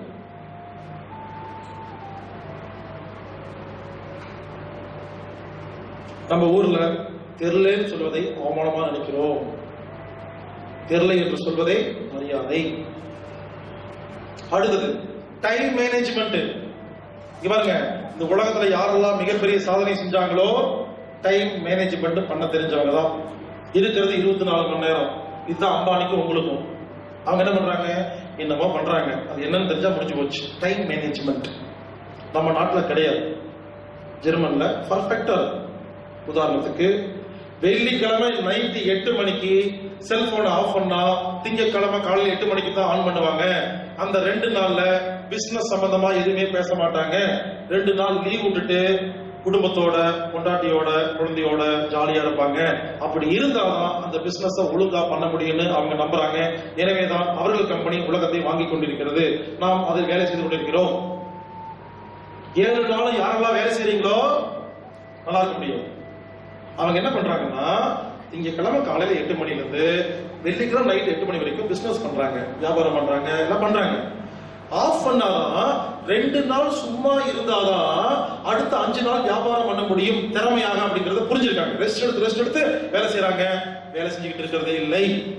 அந்த 2 நாள் தான் அவர்களுக்கு விபாசனா, அவர்களுக்கு நிம்மதி தியானம் நடந்து முடிஞ்சிடும். வரும்போது பர்ஃபெக்டா வருவாங்க. நம்மள என்ன பண்றோம், 7 நாள் வேலை செய்யறோமா, ரெஸ்டே இல்லையா, நம்ம யாரு என்ன பண்றோம்னே தெரியல. லேபர் கேட்டகரி மட்டும் தான் இருக்கும். அந்த வெள்ளி சனி ஞாயிறு இருக்கு இல்லையா, நீங்க ஒருவேளை கல்யாணம் வச்சு பத்திரிக்கை எடுத்துட்டு போயிட்டு ஞாயிற்றுக்கிழமை சாயந்தரம் 6 மணி கல்யாணம் சொன்னா வேலைங்களையும் பார்த்துட்டு வரமாட்டேமா. நீ ஏன் ஞாயிற்றுக்கிழமை வைக்கிற? நான் ஏன் பொண்டாட்டியோட குழந்தையோட வாழ வேண்டிய அந்த நேரத்துல நீயே வைக்கிறதா வீக் டேஸ் வைப்பாங்க. அங்க எல்லா கல்யாணமும் வீக் டேஸ் மட்டும் தான் நடக்கும்.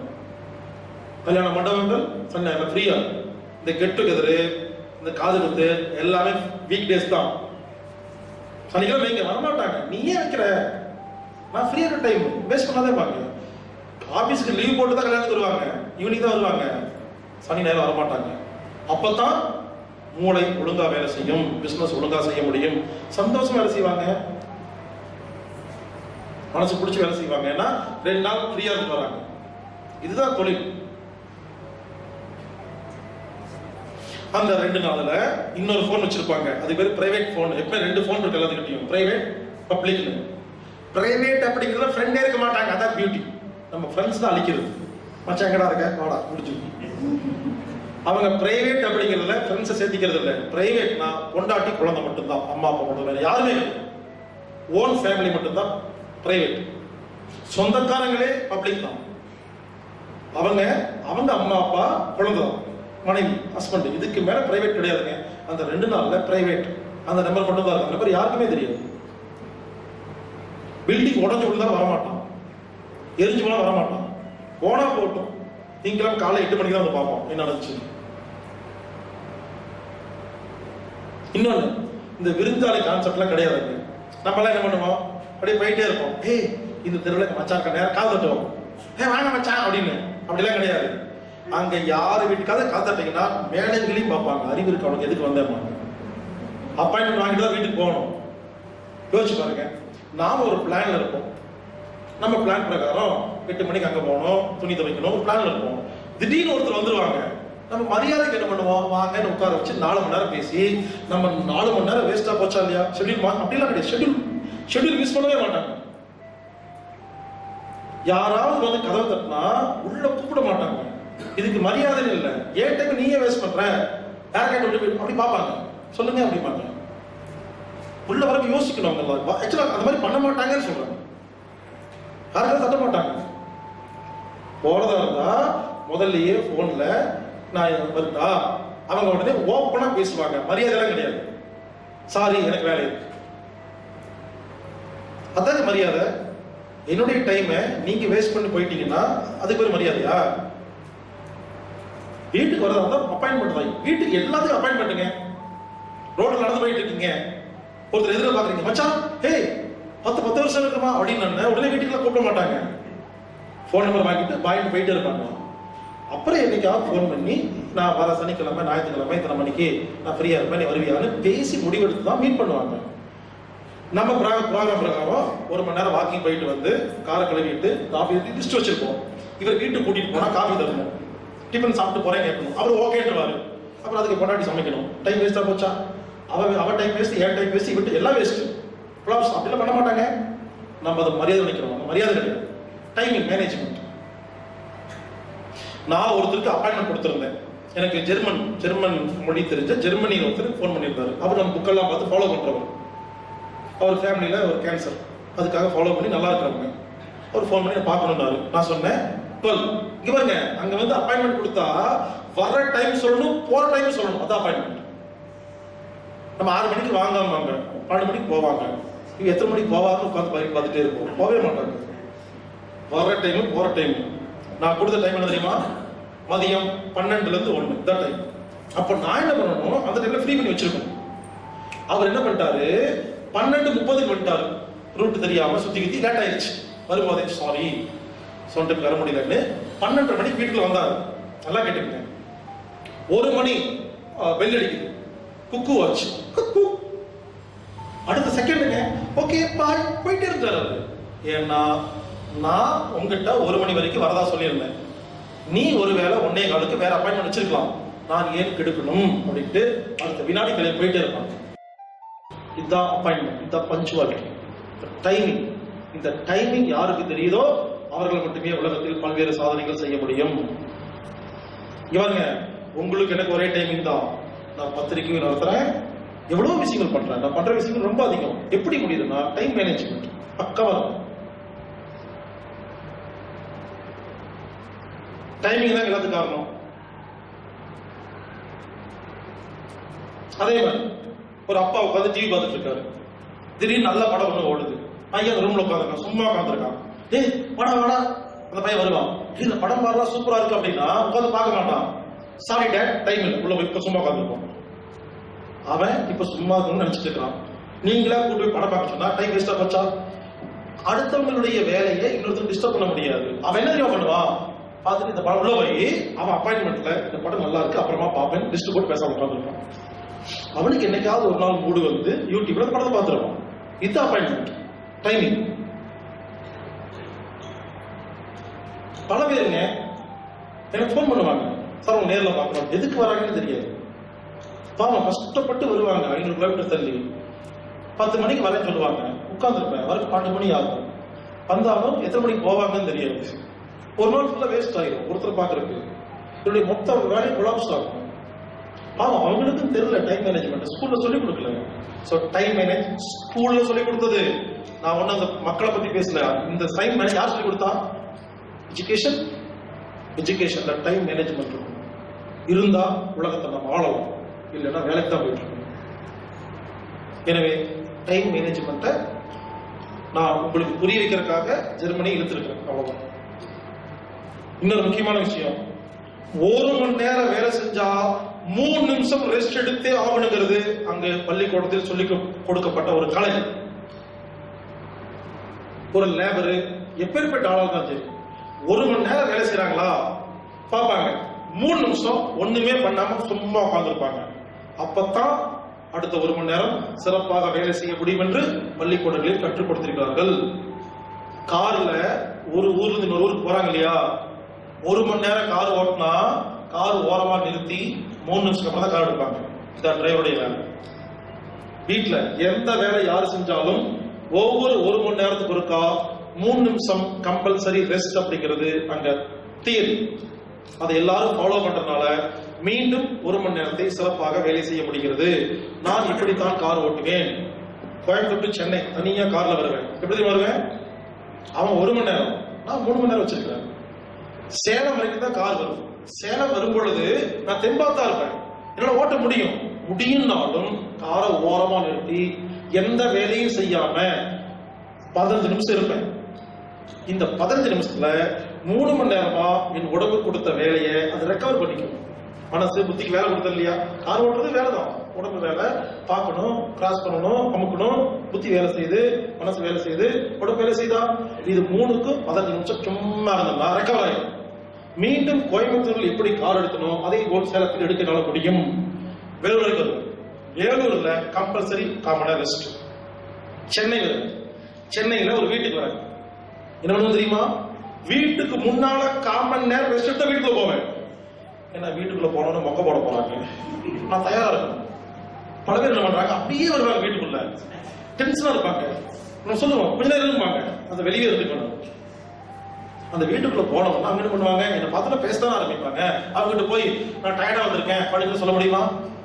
நான் என்ன பண்ணுவேன், வீடு அங்க இருக்கும், 4 தெரு முன்னால கார் நிறுத்தி அவங்க போன் பண்ணுவாங்க, போய் சொல்லுவேன் வந்துட்டு இருக்காங்க, 1/4 மணி நேரம் ஆகும்னு சொல்லிட்டு சும்மா இருப்பேன். ஏன்னா உள்ள போறதுக்கு தயாரா போவேன். என்ன போன 4 கேள்வி கேட்பாங்க, பதில் சொல்லணும், நான் தயாரா இருக்கணும், எனக்கு பிடிச்சிருக்கணும். இப்போ டென்ஷனோட போனா அவங்க கேட்கிற கேள்வி எனக்கு பிடிக்காது, தப்பா பதில் சொல்லுவேன், அவங்களை திட்டுவேன். இல்ல என்ன பண்ணுவேன், அவங்க என்ன திட்டுவாங்க, ஒரு கேள்வி கேட்டா பதில் சொல்ல மாட்டேங்கிறாங்க, அவங்க எதுக்கு என்ன கூப்பிடுறாங்க, 4 கேள்வி கேட்கறதுக்கு, பேசுறதுக்கு, பழகிறதுக்கு. நான் தயாரா இருக்கணுமா இல்லையா?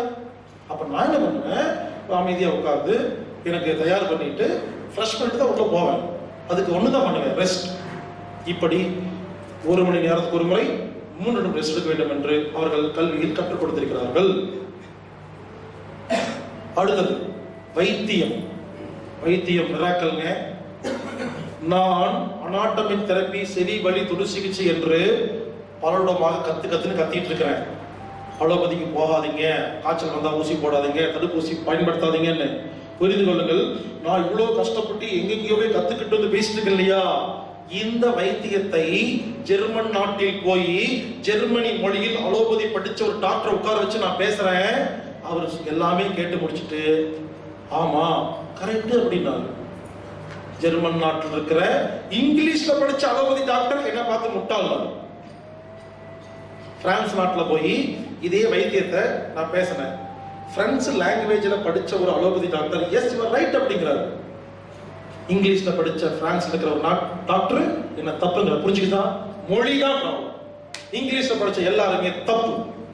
பகிரங்கமா ஓப்பனா பேசணும். ஆங்கிலத்தில் அறிவு தவறாக இருக்கிறது, தாய்மொழியில் ஒழுங்காக இருக்கிறது. அங்க இருக்கிற எல்லா ஜெர்மன் மொழியில படிச்ச அலோபதி டாக்டரும் இந்தியர்களை திட்டுகிறார்கள். இவங்க வந்தாவே ஒரு தொந்தரவு. ஒரு இந்தியர் போவார், என் குழந்தைக்கு சளி இருக்குன்னு போவார். அந்த டாக்டர் பார்த்துட்டு வீட்டுக்கு போங்க, எல்லாம் சரியா போகும் பாரு, ஊசி போட மாட்டேன், மருந்து தர மாட்டேன். நம்ம என்ன பண்ணுவோம், இந்தியர்காரங்க இவர் டாக்டர் ஒழுங்கா இல்லை, இவர் ஒழுங்கா படிக்கல, திட்டிட்டு வந்துடுவோம். உண்மையிலங்க நம்ம இந்தியாவில இருந்து போன எல்லாருமே அன்றைக்கு டாக்டர் திட்டுறாங்க. அந்த டாக்டர் இந்தியா திட்டுறாங்க. ஏன்னா அங்க யாரும் ஊசி போடுறது இல்லை, மருந்து கொடுக்கறது இல்லையா? நம்ம ஆளுக்கு பிடிக்க மாட்டேங்குது. நம்ம எதுக்கு எல்லாத்துக்கும் ஊசி போட்டு மருந்து மாத்திரை பழக்கம் பெற்றுச்சா? இவங்க என்ன சொல்றாங்க, அவளை லூசுங்கிறாங்க. நான் போய் அங்க பேசுனதுக்கு அப்புறம் தான் எல்லாரும் ஐயோ நாங்க தான் தப்பு பண்ணிட்டோமா அப்படின்னு அப்பதான் ஃபீல் பண்ணாங்க முதல்ல. அது வரைக்கும் நம்ம இங்க இருந்து தெரியல அங்க இருக்கிறவங்களுக்கு. நான் சொன்னதுக்கு அப்புறம் தான் ஏங்க நீங்க சொல்றத பார்த்தா இங்க இருக்கிற ஜெர்மன் நாட்டு டாக்டர்கள் சூப்பர் அப்படிங்கிறாங்க. ஒருத்தர் அப்படிதான் இந்தியாவில் வந்து சுகர் டெஸ்ட் எடுத்திருக்காரு எல்ஐசி பாலிசி போடுறதுக்காக. எல்ஐசி பாலிசியில சுகர் கம்மியா இருந்தா வேற பிரீமியம், அதிகமாக இருந்தா வேற பிரீமியம் ஆகும். அப்ப ரெஸ்ட் எடுத்து பார்த்தா சுகர் ஜாஸ்தின்னு சொல்லி அவருக்கு பயமுறுத்தி பெரிய பெரிய இன்சூரன்ஸ் எல்லாம் போட்டு விட்டாங்க. ஜெர்மன் நாட்டில் போய் டெஸ்ட் எடுத்திருக்காரு, சுகர் கம்மியா இருந்திருக்கு. ஸோ நம்ம நாட்டில் இன்சூரன்ஸ் பாலிசிக்காகவும் மருந்து மாத்திரை சாப்பிட்றதுக்காகவும் ரிப்போர்ட்டையே மாற்றி எழுதி கொண்டிருக்கிறார்கள். இங்க இருக்கிற ரிப்போர்ட்லாம் அப்படியே வச்சுக்கிட்டு நீங்க அங்க போய் ரிப்போர்ட் எடுங்க, அப்படியே என்டர் டிஃபரெண்டா இருக்கும். அங்க real report, no modification, no malfunction, no cheating, nothing, real report. நல்லா தான் இருக்கு எல்லாருமே. இங்க யாருக்கெல்லாம் கேன்சர் இருக்கோ ஜெர்மன் போய் செக் பண்ணுங்க, கேன்சர் இல்லைன்னு சொல்லுவாங்க, வந்துருக்காங்க. Something wrong. ஒருத்தருக்கு அப்படிதான் வாந்தி வந்திருக்கு, வயிற்றால போயிருக்கு, நம்ம இந்தியர் போயிருக்காரு ஹாஸ்பிட்டலுக்கு.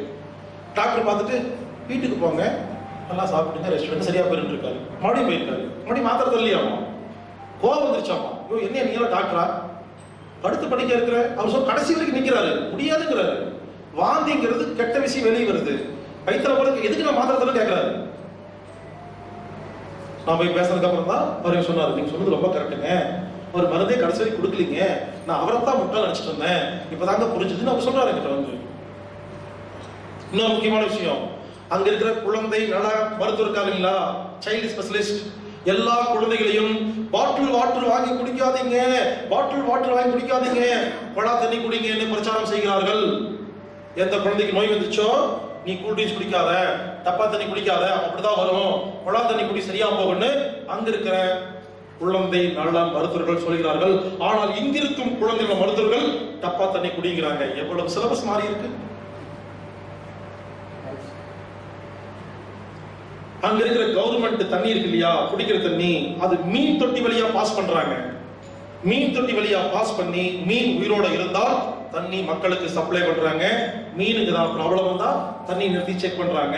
இதைத்தான் நம்ம ரொம்ப வருஷமா கொதிக்க வச்ச தண்ணியை குடிக்காதீங்க, அது மீன் தொட்டியில ஓடனா மீன் வாழாதுன்னு சொல்றோமா இல்லையா. நம்ம கிட்ட எத்தனை பேர் சண்டை குடிச்சாங்க. எங்க ஜெர்மன் போனதுக்கு அப்புறம் தான் நான் செய்கிற இந்த வைத்தியம், இந்த பிரச்சாரம் உனக்கு ஒரு கன்ஃபர்மேஷன் கிடைச்சிருக்கு. அங்க வாழ்க்கை அப்படிதான் இருக்கு. கஷ்டப்பட்டு கண்டுபிடிச்சது அங்க சிலபஸ்ல இருக்கு. இன்னைக்கு ஜெர்மன் நாட்டுல சப்ளை பண்ற எல்லா தண்ணியும் மீன் தொட்டியில் சப்ளை பண்ண தண்ணி தான், அதான் ஆர்கானிக். அதே மாதிரி அங்க எல்லாருமே குளியல் சன் பாத் எடுக்கிறாங்க. அங்க வந்து 9 மாசத்துக்கு சூரியன் வராது, 3 மாசம் தான் வரும். அப்ப சூரிய வெளிச்சம் வேணுமா, அப்ப ட்ரெஸ் கம்மியா போட்டு பீச்சில் போய் படுத்து சன் பாத் எடுக்கிறாங்க. எடுத்தா தான் தைராய்டு குணமாகும், எடுத்தா தான் எலும்பு ஸ்ட்ராங்கா இருக்கும், உடம்பு ஆரோக்கியமா இருக்கும். அதை எல்லா டாக்டரும் சொல்றாங்க, சன் பாத் எடுன்னு சொல்றாங்க. ஆனா நம்ம நாட்டுல இருந்து போனவங்க இருக்காங்க இல்லைங்களா, அந்த ட்ரெஸ் கம்மியா போட்டு படுத்துக்கிறத அவமானமா நினைச்சிட்டு கில்ட்டியா ஃபீல் பண்ணி இவங்க அதை செய்யறதே இல்லையா. நம்ம நாட்டுல இருந்து போன அத்தனை பேத்துக்கும் தைராய்டு எல்லா ப்ராப்ளம் வருது. ஏன்னா வெயிலே இல்லை. இவ்வளவு வெயில்ல வாழ்ந்துட்டு இருந்த நீங்க திடீர்னு அங்க போனா அங்க இருக்கிற உடம்பு அந்த கிளைமேட்டுக்கு செட் ஆயிடுச்சு. நமக்கு சூடு உடம்பு தானே, அப்ப அவங்களை விட நாம அதிகமா சன்பாத் எடுத்தா தான் உயிரை காப்பாற்றிக்க முடியும். எனவே யூரோப் கண்ட்ரியில் வாழும் நமது நாட்டை சேர்ந்தவர்கள் தயவு செய்து அந்த சன்பாத்தை அதிகமாக கட்டுங்கள், மற்றவங்களோட அதிகமாக எடுங்க, அப்பதான் நல்லா இருக்க முடியும். எனவே புரிந்து கொள்ளுங்கள், அலோபதி மருத்துவம் என்பது ஜெர்மன்ல வேற, இந்தியாவில் வேற, ஸ்ரீலங்கால வேற, பிரான்ஸ்ல வேற. இதை கூட தெரியாத அலோபதி மருத்துவர்கள், அலோபதி டாக்டர்கள் அங்க அங்க இருக்க சிஸ்டத்தை ஆராய்ச்சி பண்ண போகல, கூட்டிட்டு போவாங்க, ஒரு ஹோட்டல்ல தங்க வைப்பாங்க, ஒரு பவர் பாயிண்ட் வைப்பாங்க, புதுசா கண்டுபிடிச்ச ஊரை ஏமாத்துற மருந்து மாத்திரைகளை நல்லதுன்னு பேசுவாங்க, உட்காந்து கை தட்டிட்டு ஃபுல்லா சாலை கொடுப்பாங்க, நல்லா அடிச்சுட்டு சுத்தி பார்த்துட்டு வந்துருவாங்க. நான் சின்ன பையன், நானே 10 நாள் போய் இத்தனை விஷயத்தை யோசிச்சு பாருங்க. 10 நாள் எவ்வளவு ஆராய்ச்சி பண்ணிருக்கிறேன். ஆராய்ச்சி பண்ண வேண்டும் என்று நோக்கத்தில் போனால் ஆராய்ச்சி பண்ணுவாங்க, கான்ஃபரன்ஸுக்கு போயிட்டு வராங்க. எனவே அலோபதியை ஆங்கிலத்தில் படித்த மருத்துவர்கள் தவறாக இருக்கிறது. அலோபதியை பிரான்ஸ்ல படிச்சா நல்லா இருக்குது, ஜெர்மன்ல படிச்சா நல்லா இருக்கு. எந்த அலோபதி டாக்டராவது ஆங்கிலத்தில் படித்தவர்கள் என்னைக்காவது ஜெர்மன் நாட்டு மொழியில் படித்த ஆங்கில மக்கள் உட்கார்ந்து டிஸ்கஸ் பண்ணிருக்கீங்களா? போங்க டிஸ்கஸ் பண்ணுங்க, எல்லாமே புரியும்.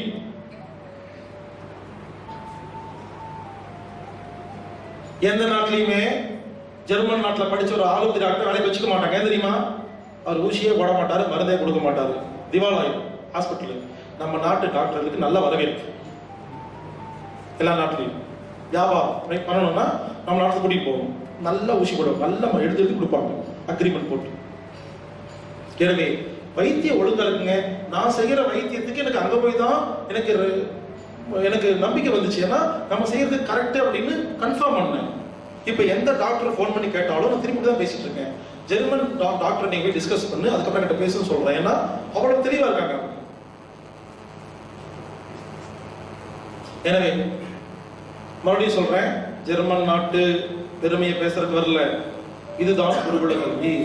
இப்பொழுது நாம் பேசுவதன் மூலியமாக நாம் சில விஷயத்தை புரிந்து கொண்டு நமது கல்வியில் மாற்றம் ஏற்படுத்த வேண்டும் என்பதற்காகத்தான் இதெல்லாம் பேசிட்டு இருக்கோம். இதுக்கு பேரு வாவ் எஜுகேஷன். இது நான் வச்ச பேரு.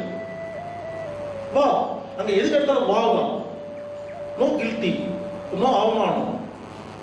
இங்க எல்லாமே அவமானம், அசிங்கம், பிரிச்சு வச்சிருக்கோம். இங்கதான் பிரச்சனை. கடைசியாக இது மூலம் என்ன சொல்றேன்னா, தாய்மொழி கல்வியே சிறந்தது. இரண்டாவது, குருகுல கல்வியே சிறந்தது.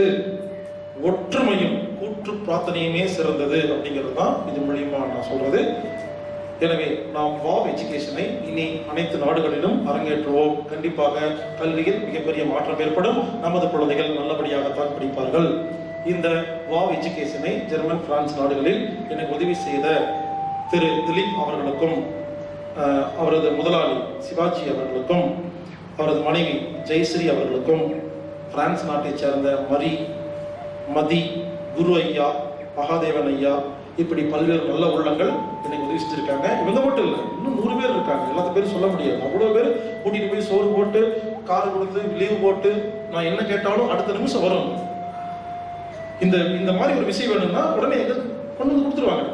இந்த ஸ்கூலுக்கு போன கூட்டிட்டு போயிடுவாங்க. இங்க பர்மிஷன் வாங்குறாங்க. 10 நாள் பம்பரை மாதிரி அத்தனை பேர் வேலை செஞ்சாங்க. அருமையா ரொம்ப சப்போர்ட் பண்ணாங்க. அனைவருக்கும் நன்றி. அவர்களும் அவர் குடும்பமும் வாழ்க வளமுடன்.